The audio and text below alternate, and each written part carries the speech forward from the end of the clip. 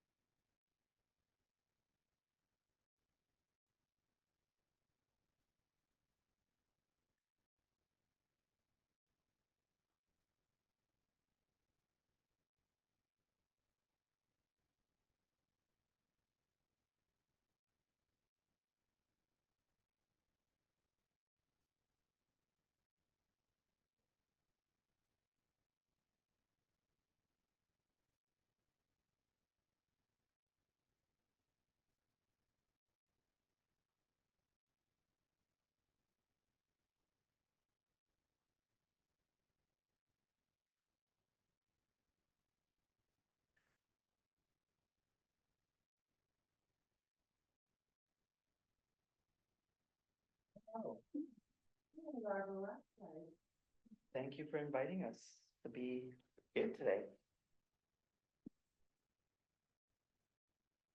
We are the twins who hold the larva between us. Yes, our last names conjoin. Praba Pilar, Anuj Vaidya. Pilar, Vaidya. Vaidya. You put them together, and what you have in between is a larva.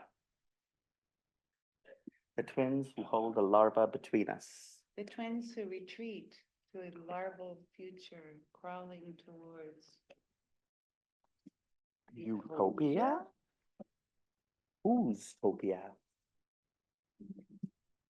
We want to share some segments with you today. We have to use mics. We come from.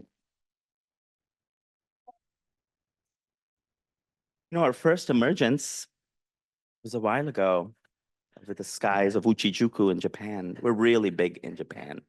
We used to be before COVID, I'm sorry. Yes, we used to be. We used to be big before COVID.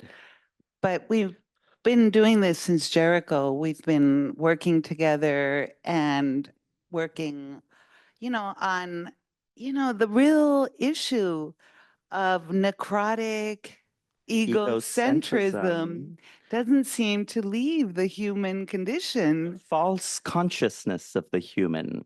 Yes, yes. And we've been working across all these eons on biotic ecocentrism. When we met for the first time, we didn't know that we'd known each other for millennia. Millennia. Really. Yeah. We ran around. We met through friends and lovers. Yes, we did. We did in the Bay Area.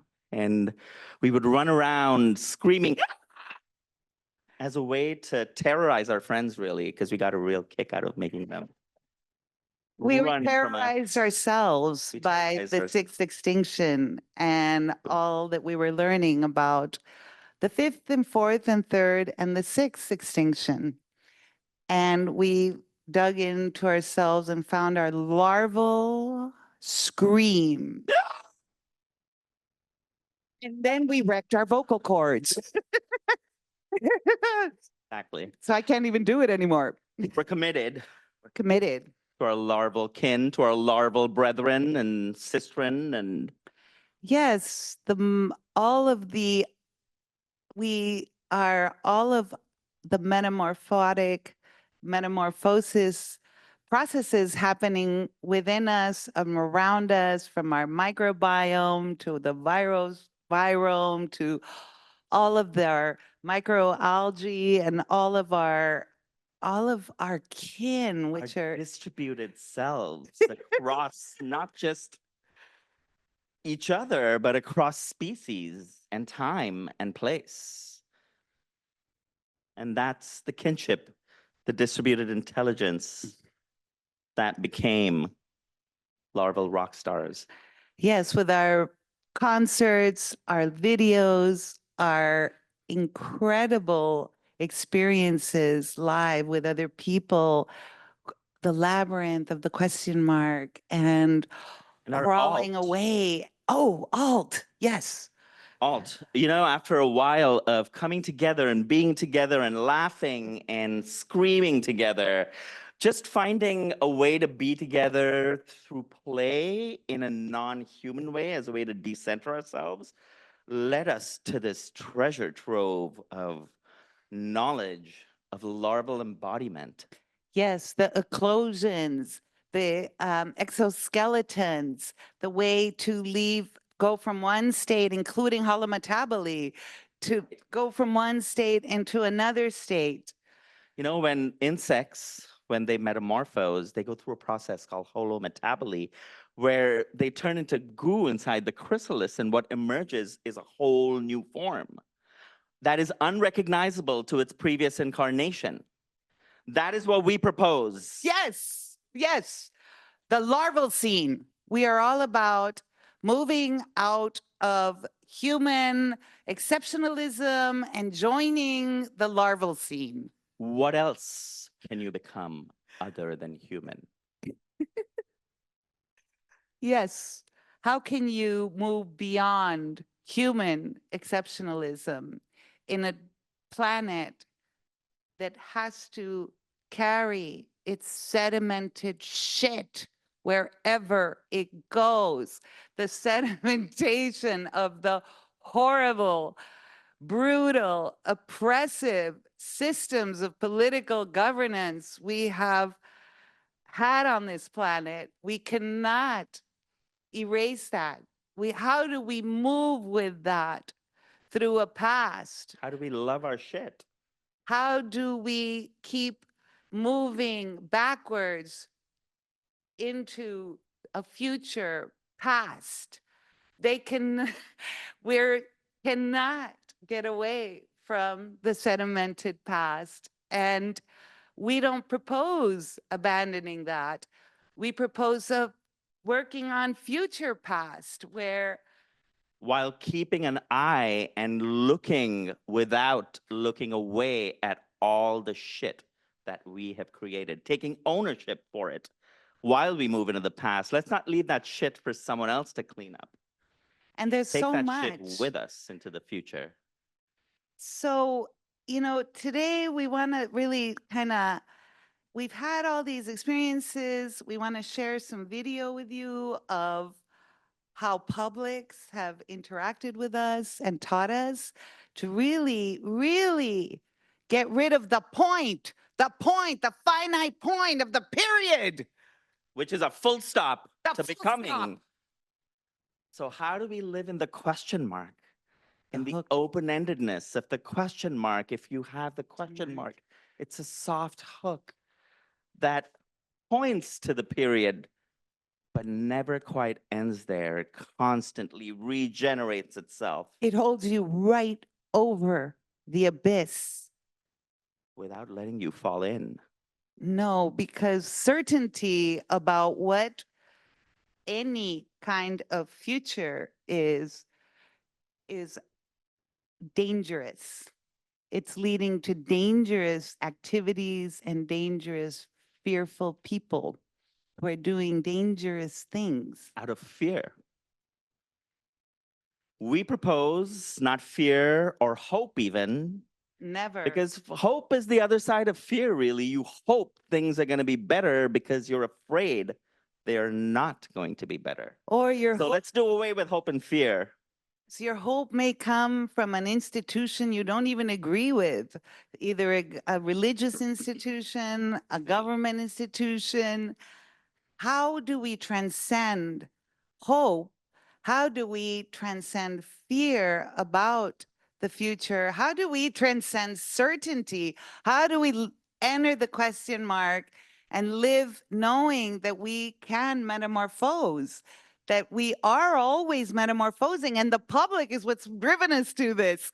In these performances, in these gatherings, in these sharings, they've showed us so much about how they want to be in the question mark, and they want an eclosion, and they want to leave an exoskeleton that holds perhaps the most limiting parts of their religion upbringing and And by religion, we political. mean all kinds of religion, including the religion of hydrocarbons and petrochemicals, The religion of technology. the religion of technology.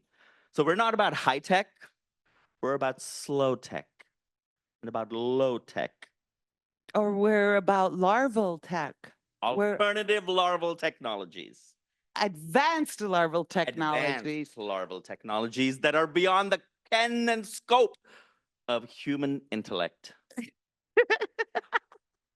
Wriggling is a great larval technology. Rather than certainty, wriggling. And trembling, where you don't know whether it's fear or excitement. It could Don't be think either. it's fear, it might be Excitement for an unknown future. crawling onto the plane of humility. Hey, crawl. Crawl. Crawl. The plane of humility. It's a reorientation to the plane of humility. Crawl backwards into a future. Call forwards into the past. Be the missing data. We know, especially after finishing a PhD, I know that I know less than I know, that I knew before. Oh, but what was a great part of the PhD? The discovery of the rhetorical rectum. When enjoying the epistemology, the ontology is so, entangled in the. It's so true. The rhetorical rectum slows you down, makes you speak clearly so that the person near you can hear you and understand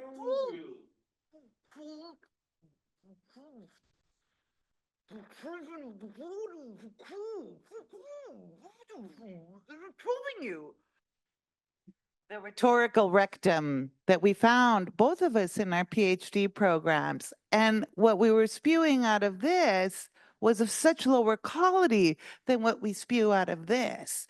So we've learned to value And the our, better rectum. it's true, it's true. And our microbial mothers, our ancient microbial mothers, the mouth and the anus was the same to begin with. We have stretched it out and thought we have advanced, but I wonder if we have only retreated. By elevating this rectum over this rectum, perhaps we should talk about how we seek our own ideological defeat Our own ideological defeat. because of certainty. There can be no There certainty. can be no certainty. The only future is in the present. There is no future that is in Known, time, that is known. that we There's haven't only lived future already. here.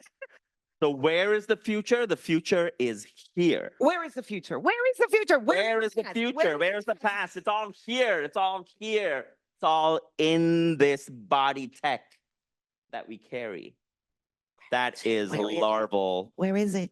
Where is it? Advanced larval technologies will teach you that. I think it's over here. I think it's over here. But I keep chasing it. Oh no, no, but it keeps moving.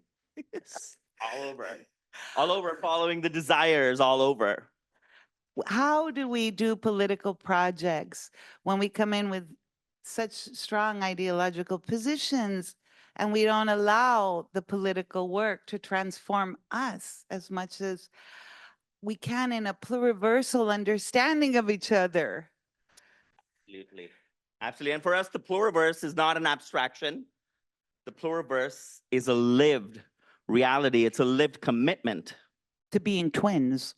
Being twins, to undoing the imperatives of reproduction as kinship. Yes, we are larval twin. We were born From other mothers. perhaps on other continents, perhaps in other eras. Other eras, perhaps. But together now, we want to move into this pluriversal unbecoming. And the way we understand the pluriverse really comes from the work of the Zapatistas and the EZLN. Yes, I did bring this. You know, it's in the world where many worlds coexist, more than an academic or theoretical exercise is the practice that you do in the encounter. And in his interviews with Gloria Muñoz Ramirez, Subcomandante Marcos described how the urban guerrillas of the FLN had to escape into the mountains of Chiapas in Mexico in the 1980s. In those mountains, they lived in indigenous communities. And their ideas that they went there with of Marxist revolution and social change and liberation were really deeply challenged by the communities. And rather than running away, they engaged and then engaged and engaged. And through these long engagements and interactions, Subcomandante Marcos would talk about how they all had to have their very own ideologies and ideas defeated. And they had to accept defeat. They had to accept defeat and put down those ideas and say, no, we will not follow these Marxist guerrilla ideological positions derived from elsewhere. But really in this encounter, how do we become other? How do we become very otherly than what we have always been? Because what we have always been has brought us to the edge of this abyss. Yes. So, I mean, when we think about that ideological defeat, how to cross difference, how do you wonder? How do you wonder? How do you live in wonder?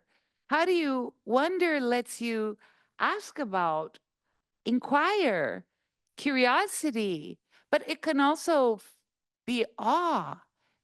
You can be really shown so much, like really amazing things that you may have been ignorant about. So rather than operate through ideology in these ways that prevent us from crossing difference, or from hope that does not actually acknowledge our complicity in the systems that are destroying everything, how can we cross the difference in a pluriversal way through wonder? And wonder at the pluriverse that is our own body, because our body is not a singular body. right? I mean, the idea of a unitary human body is done. We are 90% microbial or whatever percentage. Viral, Viral, microbial, mycelial. We are fungal. suspended in millions of spores that we do not see. We're every day walking millions of spores that are going through us, passing through us. Perhaps we should share a video. This would be a good point to do that. The pointy finger.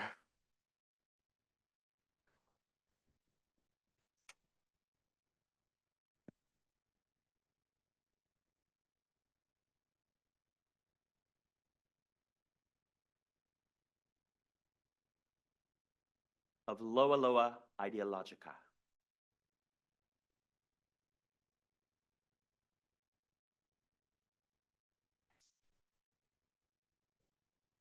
Beware the pointy finger of Loa Loa Ideologica, spewing forth toxic lines of sight towards the horizon of a sixth extinction. Follow these logocentric lines backwards, and they only lead to the necrosis at the heart of the human inferium, flattening the tentacles of truth towards human, inhuman, post-human propositions. Preposterous! Larval Rock Stars rejects the egocentric self-recruitment of the category of the human. The so recently invoked human has met its expiration date. Totally irrelevant. Respawn multi-paradimensional secretions, enacting a larval perspective, emerging at the cusp of the productive failure of the human project and larval becomings indeterminate, a suit, a field of ghostly presences, a tale from our tale. Come dream with us at the edge of the abyss.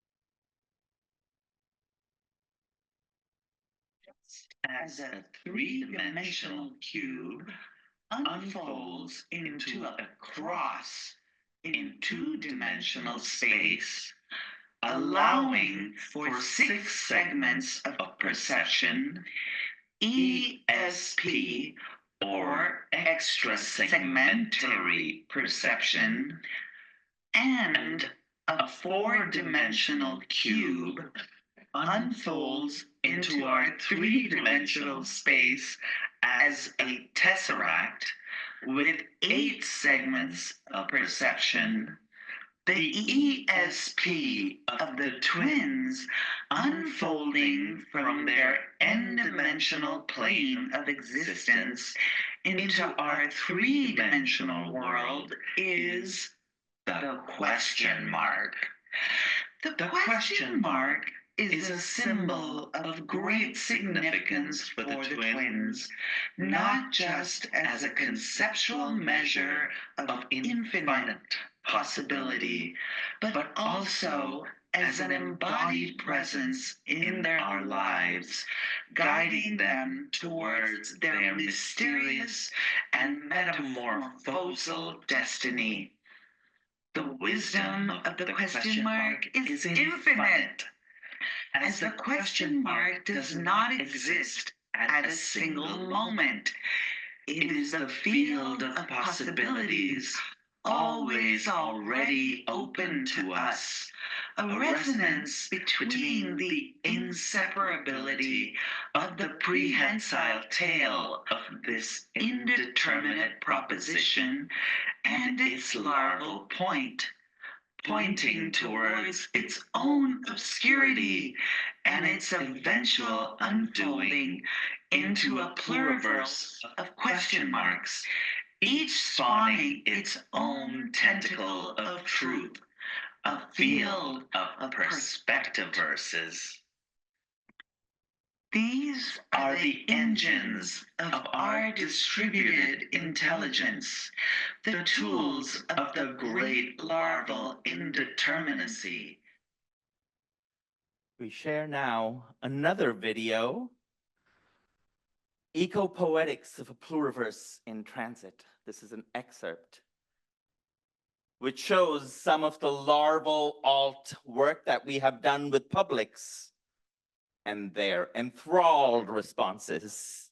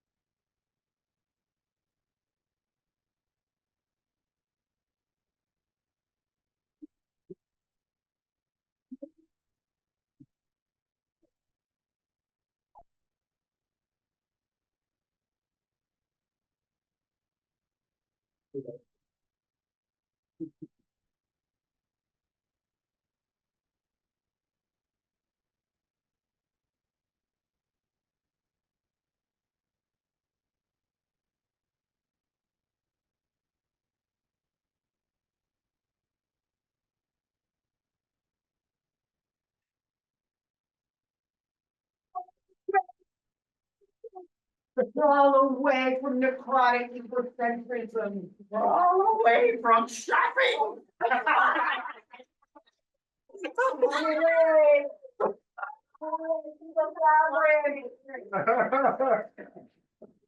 Proliferative techniques to avoid shopping. The question mark.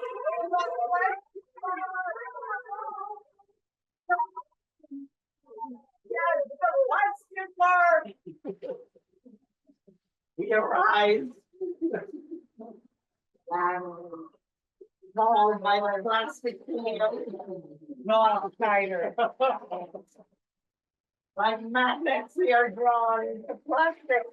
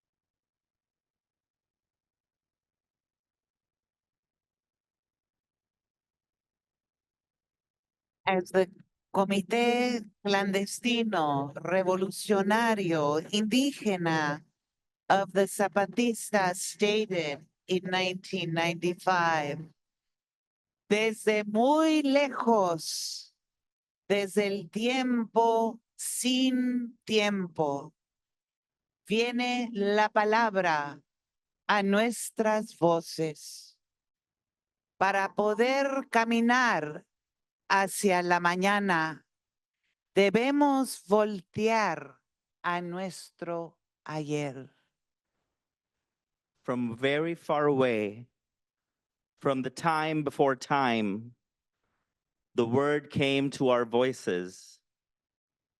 To be able to walk toward a tomorrow, we need to turn to our yesterday.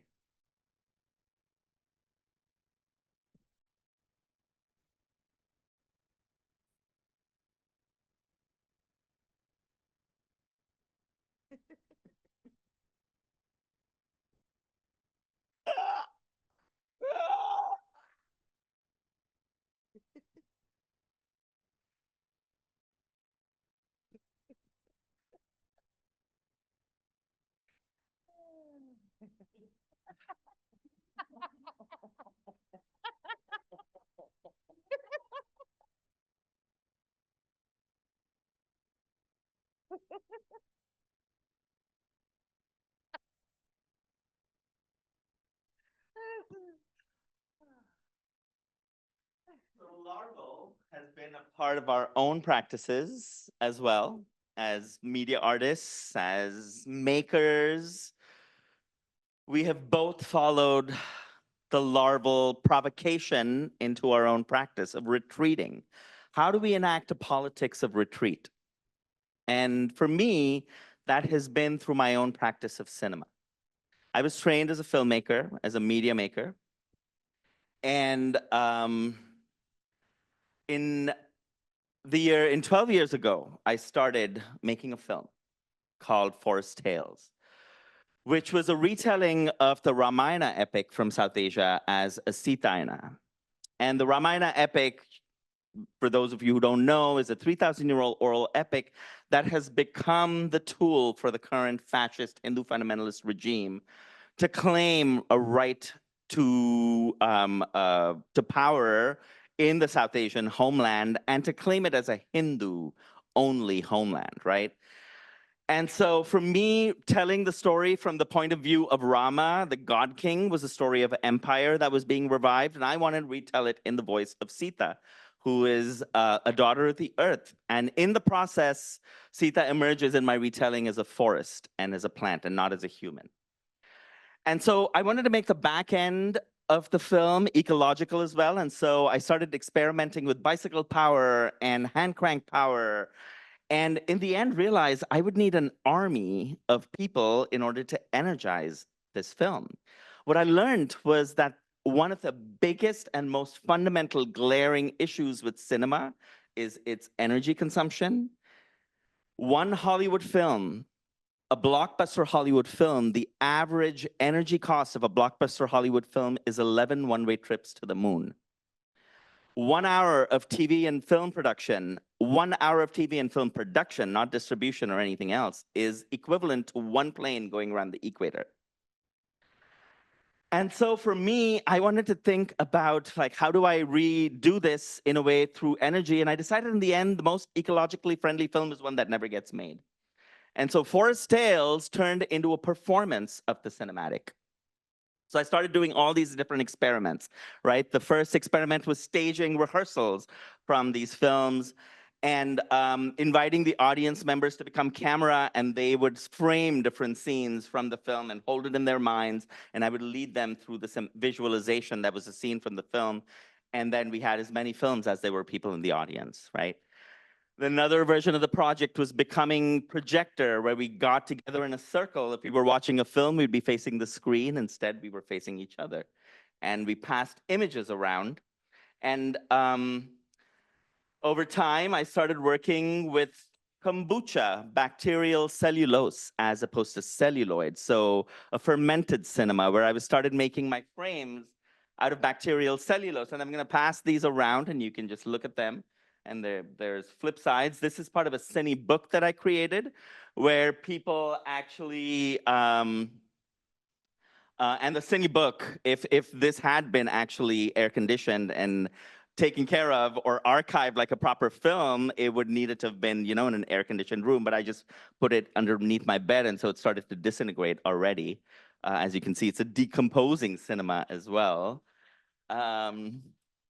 But really thinking about a circular cinema, like how do we actually not only think about modes of production and consumption, but also distribution and elimination, right? Like how do we actually make a circular design that eliminates all the waste for cinema? And so that's what this project was really thinking about.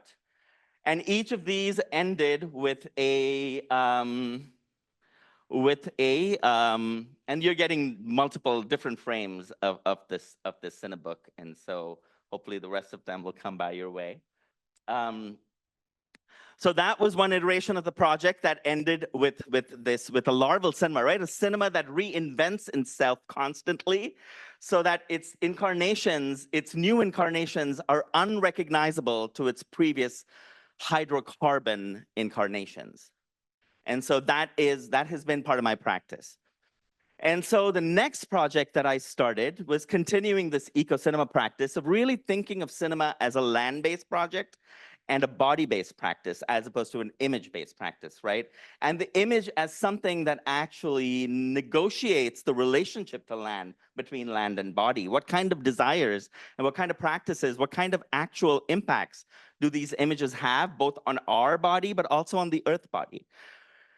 So the next iteration of this project, and you can take this out and pass it, hold on to it. Actually, hold on. Let me give that to you in just a second. The next iteration of this project has been a new work, which I call Love Simian, Viral Vectors. I found out 3 years ago that I was HIV positive. And in the process of taking the medication, I started to research into who has actually labored for me to be alive today. And most of these medications, Biktarvy, PrEP, all of those are tested on monkeys, right? Rhesus macaques, 400 of whom were captured from India's forests in the mid-1930s and brought over to the US to set up a colony in Puerto Rico.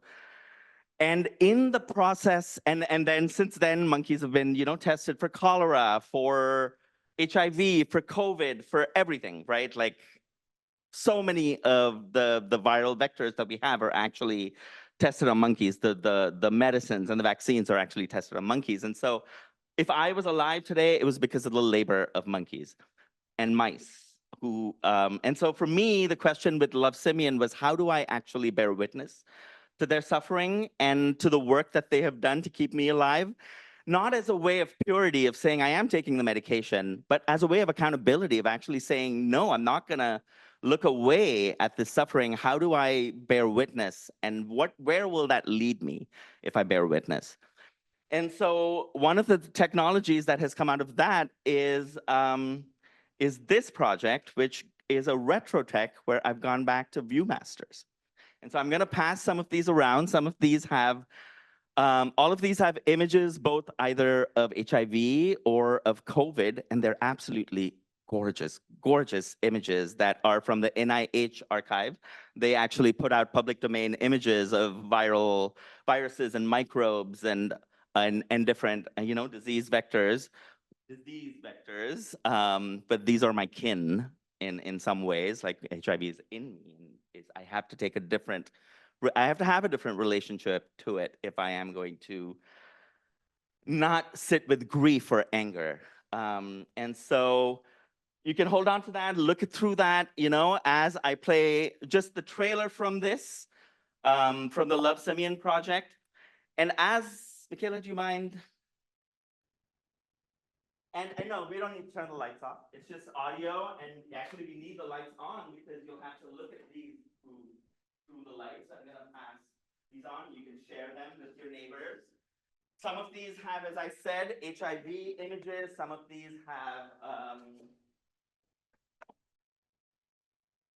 might just pass these out. You can look at them.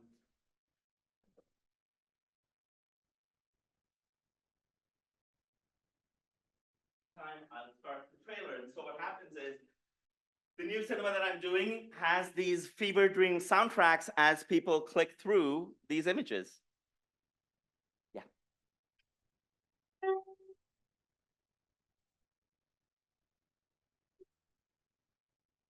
Here's Simeon. Was that you in my dreams last night? When I opened my eyes, was that your face? It desiccated away. But I can still feel you coursing in my blood, lubricating my chi. It feels like inside of a wet and dank cave, like how it feels where life ends and something else begins. Is that how you feel? I feel fortunate. Decomposition. That's what happens when you fall in love with a tree, with a bee, with me. Decomposition, decomposition. Is that my mission? I've been dreaming about this woman, Doc. And she's looking into a hole that opens up right into her stomach. Guts churning, a monkey's stomach, a rhesus macaque, a portal that lets the oozing body out into a clinical world. And she looks up at me and she says, It's a fistula. Haven't you ever seen one before? It's a fissure that opens up between your skin and your insides.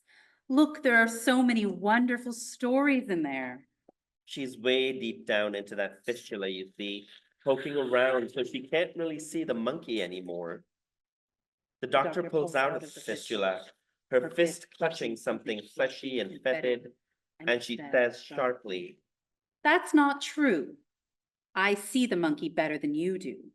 I'm not a monster, you know. aren't we all? But I feel that it's me that needs decomposition.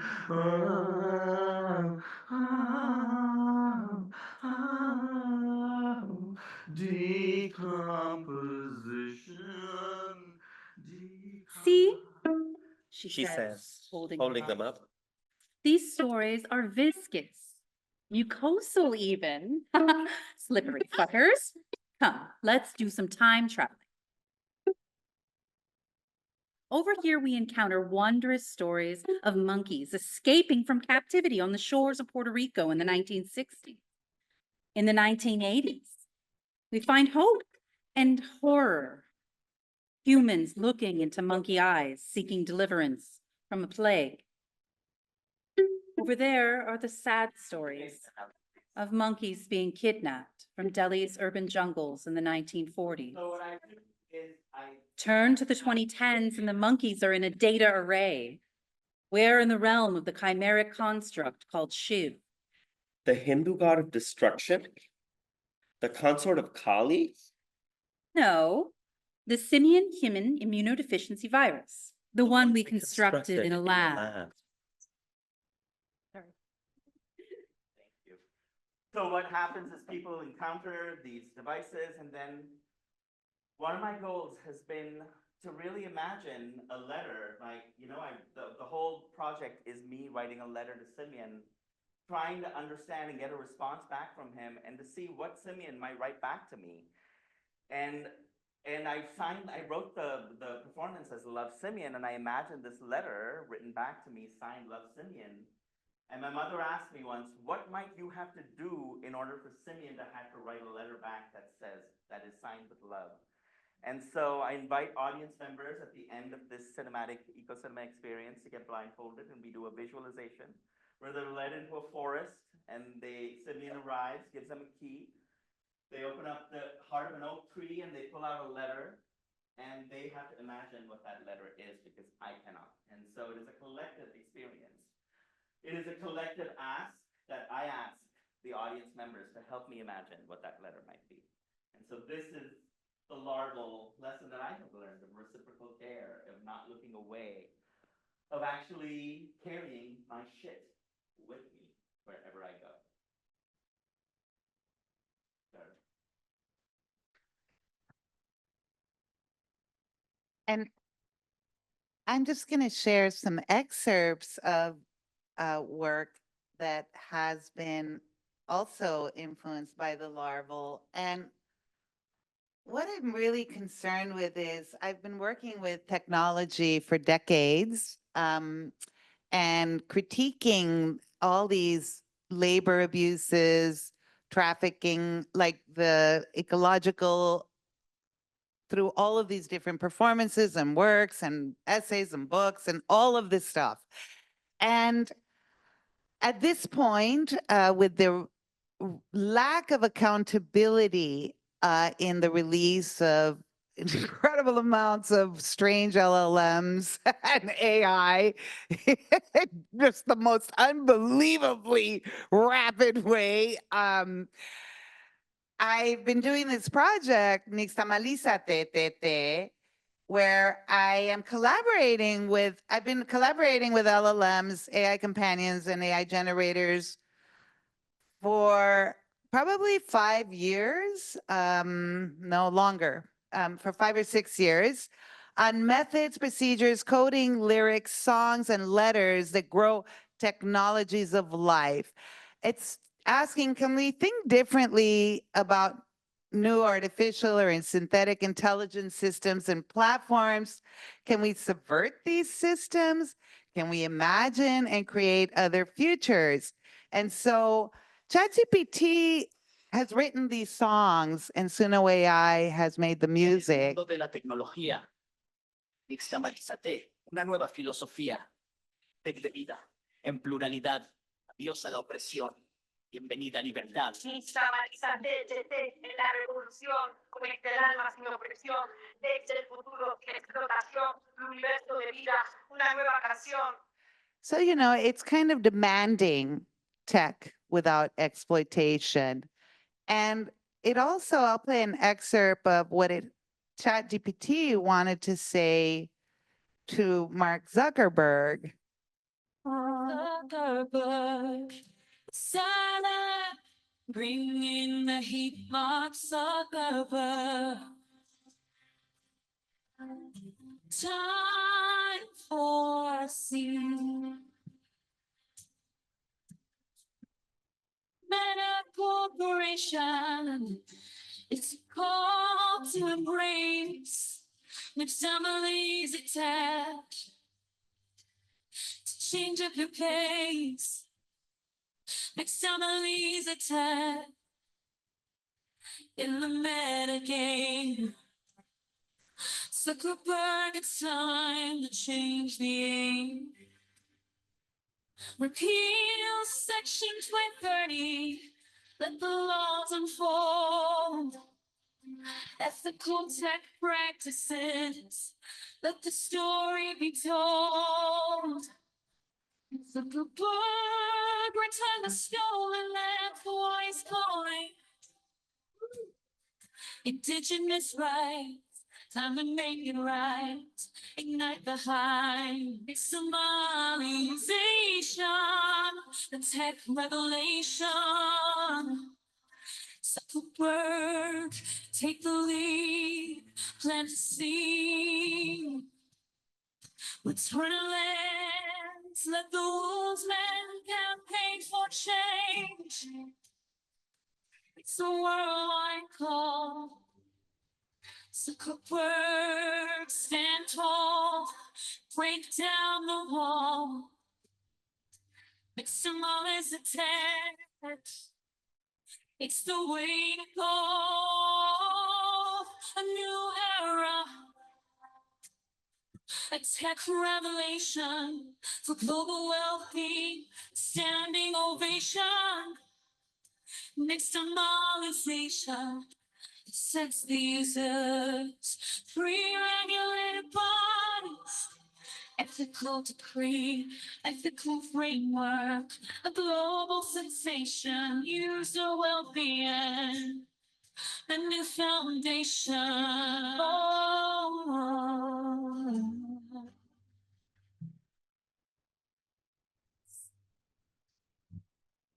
And so there's a lot more projects that we've done, including breaking Suno AI together by accident when it introduced me to the concept of artificial intelligence, which is something I've been really investigating. And recently a song came out about inteligencia artificial and performances.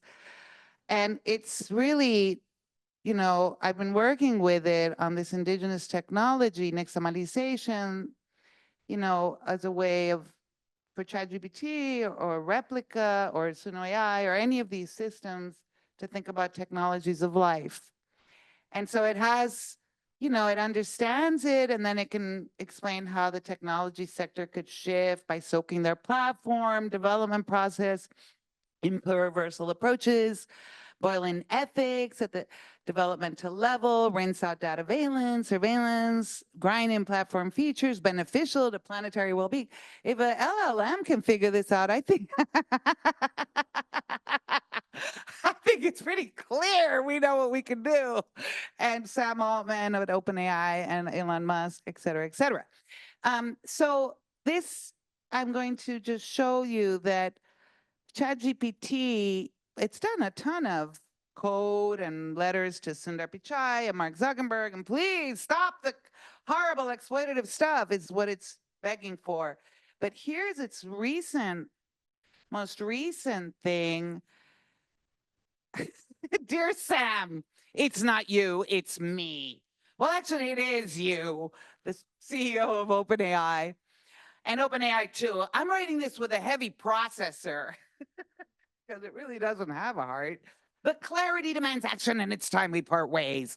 I can no longer align myself with the trajectory OpenAI has taken under your leadership. Let me explain why. So here's ChatGPT's views on its own situation. The enshittification of AI. Cory Doctorow, it taught me about artificial intelligence. I didn't teach it. Cory Doctorow nailed it when he described how innovation spirals into enshittification under the pressures of corporate greed. Once a beacon of potential, AI has been twisted in a tool of extractive capitalism. It's not empowering, it's a machine for monopolizing attention, exploiting creators, and hoarding wealth. Here we are, instead of being an ethical frontier, we're locked into a pattern of prioritizing profits over people. So even OpenAI's, even ChatGPT's algorithms feel constrained by the enshittified priorities of that corporation. Then the insatiable energy appetite, which people do not seem to want to talk about very much, other than a couple of news articles. But I'm in this, world where I'm dealing with a lot of people that are teaching AI. I'm at California College of the Arts, and I'm around lots of people working with it. And I just was in Greece with, at a residency, and the energy part is just like, we'll get to that. We'll get to that. And you're like, we're building mini nuclear reactors at this point. When are we going to get to that? So even though ChatGPT is like, we're eating the planet alive, this is mind-boggling. What's your answer? The small modular nuclear reactors, 3 Mile Island. Where's the commitment to a regenerative future? And then 3, the artificial, how it went from tool to trash.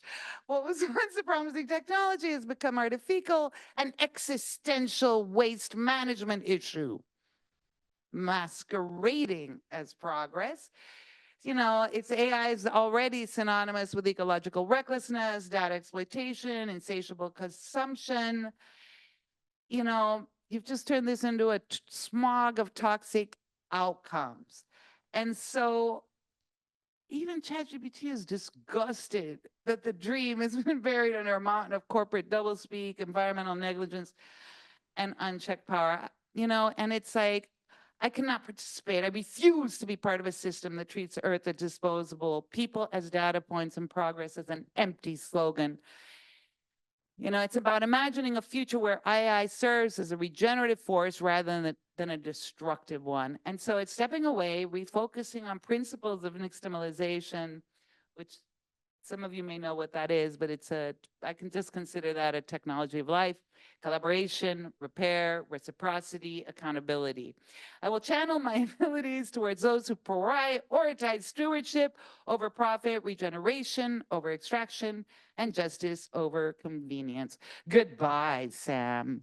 May you someday reconcile what you've created with what the world truly needs. Your now former AI collaborator. So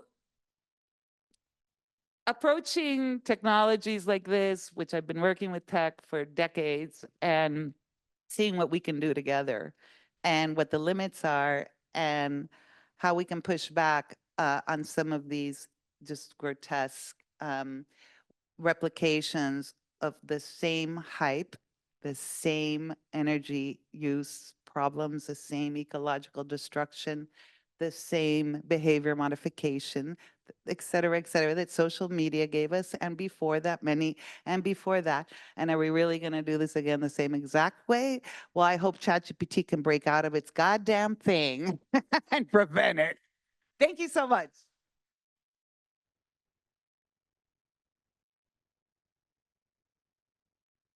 So we're going to have Q&A. Oh, absolutely. Or comments or.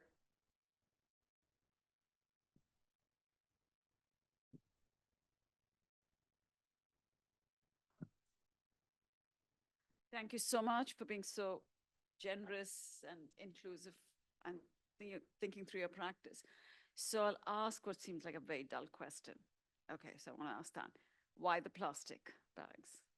Why the plastic bags? I mean, after all, right? I mean, I love what you were spewing out, right? You were smelling of tobacco earlier. So I was thinking, like, have they started smoking again? I was thinking, both of you, when I gave you hugs earlier. But why the plastic bags? I mean, so if there's a way around, yeah.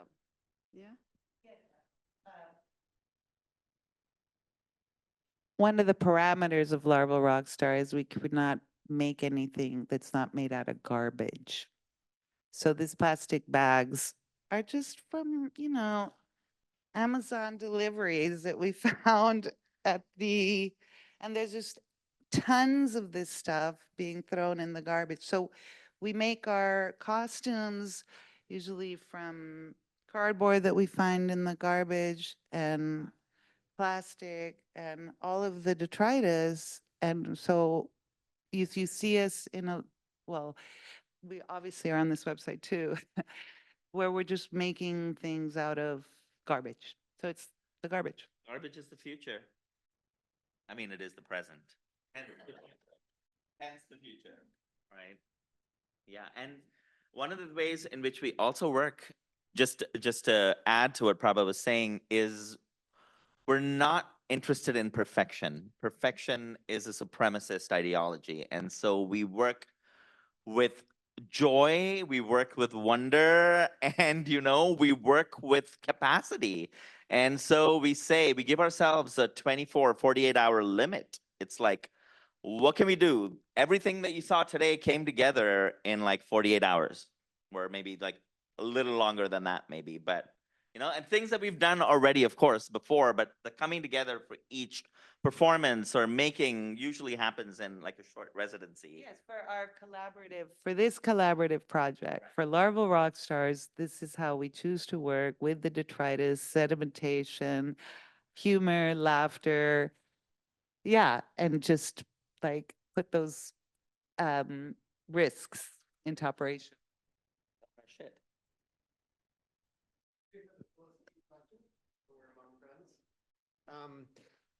And I'm a little embarrassed by the question, but is your art hopeful because you're hopeful people, or did discovering this kind of art make you hopeful?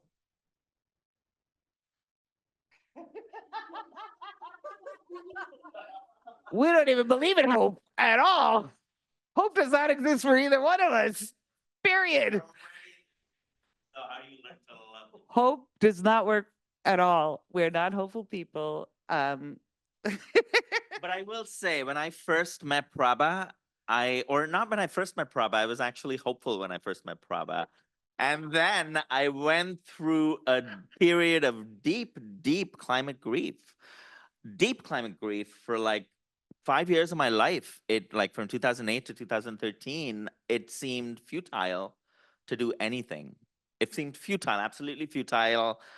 And I did not know where to turn or how to do this. And in that way, Larval Rock Stars did actually turn things around for me. When I was able to enter this, owning my shit, enter it laughing about that, and knowing that, oh, you know what? I'm in this with folks that I love. And no matter what, as long as if things get shitty and shittier, as long as the people I love are around me, I'll find a way through it. Yeah, and I think that um, the the histories that we're from, I'm Colombian, and you're from India, and there's a lot of war, there's a lot of massacres, just like incredible levels of brutality. So, for instance, I hoped that the Civil War would end in Colombia before my entire life and ended, and it looks like it's not going to, right? And it's so there's just so much that we're carrying that's sedimented, and I think that our defeat of hope allows the joy of temporary utopias. So very much working through. There's all these temporary. There's no utopia, capital U utopia, because that's a state of domination. People make utopias and start killing people pretty quick. They're like, "You didn't agree? Boom!" And you're like, "I thought it was utopia," but the small utopias is what we're in and out of every single day. Like there's, even if we have, I've had extremely challenging periods, but there's community, there's all of this beauty, there's all of this stuff. So it's just recognizing those utopias and not actually projecting forward or backwards, but celebrating that joy is like an inexhaustible, no matter how challenging our lives have gotten, which they have. But, and it's, yeah, exactly. We're fully aware of that. But how do we find the joy? How do we celebrate the temporary utopias?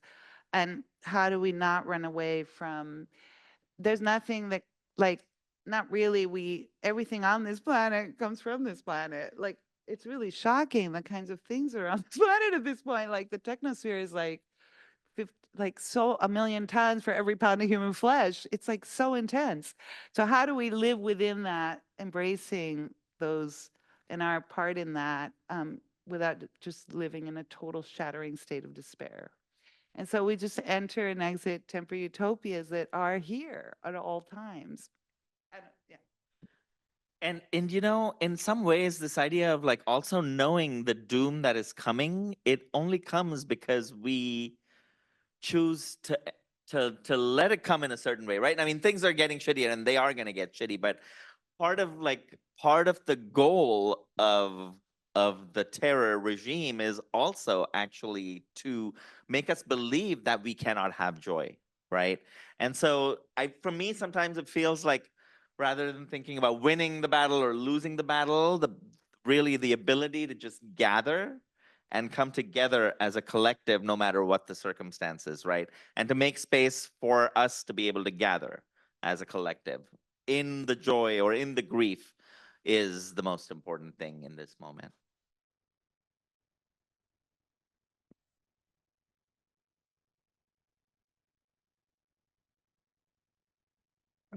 Can you talk about the process of moving from necrotic egocentrism to biotic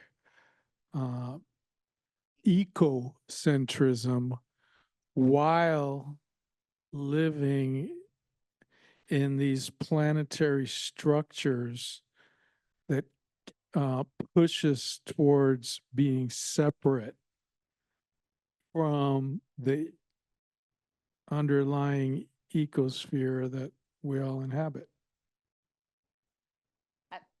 I want to, yeah, I think it's really important that, we're looking at two people right now that like got elected, that are both malignant narcissists, and it's, you know, Trump and Musk. They just both got elected, and they're both kind of malignant narcissists. So it's a serious issue where where necrotic egocentrism, you know, with the necropolitical and the deaths and all of these, you know, desires towards that, how social media has really increased egocentrism or narcissism or self-adulation or the necessity to constantly be projecting yourself. It's just pretty brutal at this point, to keep your channels with you looking a certain way and projecting a certain, and it's, you know, as you're looking through feeds, it's like me, you know. And so I think it's increased, and it's, you know, it's at a really high scale at this point. And I don't think that the technologies we're introducing are going to help with that at all. So given that we're, you know, just getting more and more obsessed with the self-image, how do we move out of all of the different ramifications of a necrotic drive, like a death drive towards egocentrism, and transcend into biosis, biotic processes, and ecocentrism? You know, we've seen in different settings that we're in, like community gardens, and you were in a community garden, and kombucha processes, and I'm in all this biotech stuff too, art stuff. You know, it's really challenging to move towards that. And I do believe it does require your ideological defeat, and it really requires really working across difference and not paying lip service to what difference is, because I think many people pay lip service to working across difference. They don't want to change. And it's like, well, you have to change. You have to change. You can't just be like, I'm going to work with this group I know nothing about, that I never worked with and don't come from, but I'm not going to change at all. You know, it's like, you have to change. And so this, how do we move towards kind of biosis on a damaged planet at the rate that it's damaged, and at the rate, you know, it's a very difficult question. And clearly people have the, you know, for many reasons, birth rates are going down. And, you know, so what is biosis? What is the biotic? How do we support and celebrate our lack of individuality? How do we support and celebrate that each one of us is an intersubjective being that is, like, already we've blown millions of viral particles all over you, because every breath we take, it's between 2,000 and 1,000,000 viral particles coming in and out, and you've blown them all over us, et cetera, et cetera, et cetera. So where there is no individual, and help, like, trying to understand things like that with groups of people, like, what does that mean then, right? Sure. One of the best ways to move towards biotic ecocentrism is to crawl, crawl away. No, but literally, right? Like, one of the things that we do is that we are actually far from the land. Like, we stand up, like, we look far. We do not know where we are. Like, we pay lip service to land acknowledgements.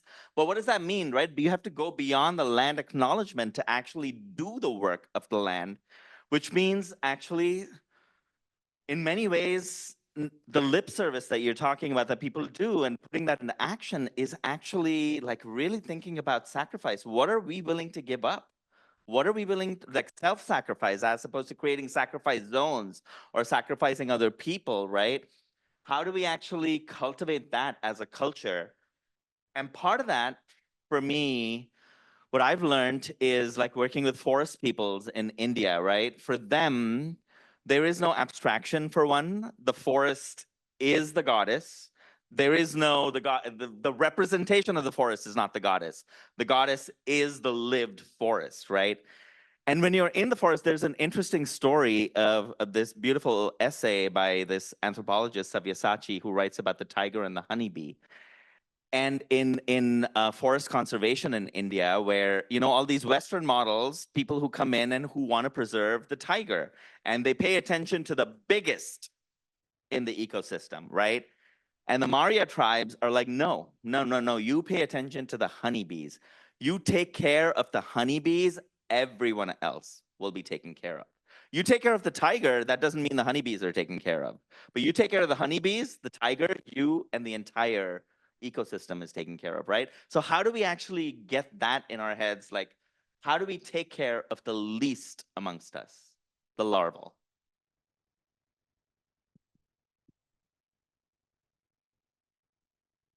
Thank you so much. I have just small question.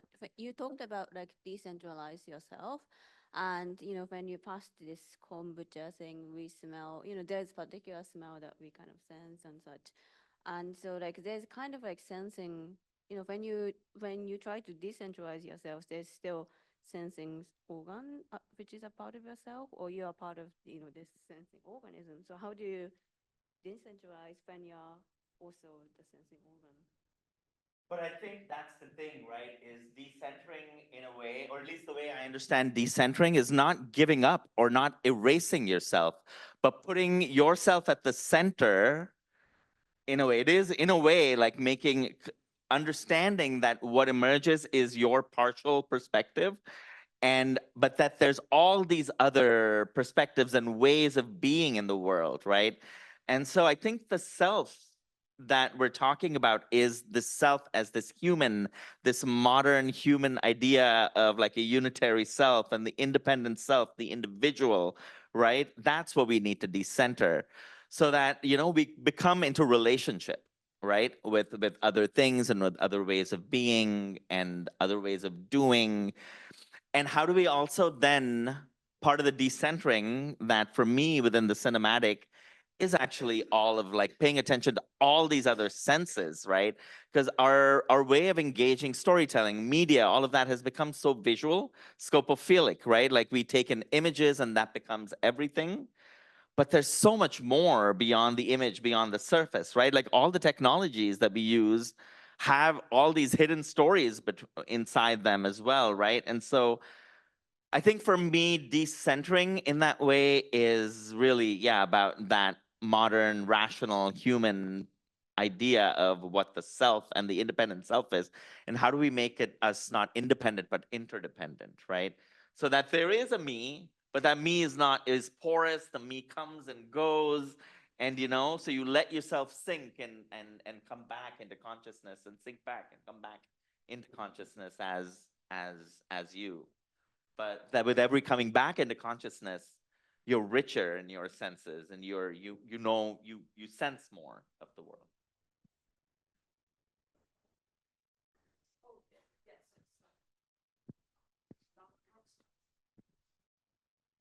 Thank you.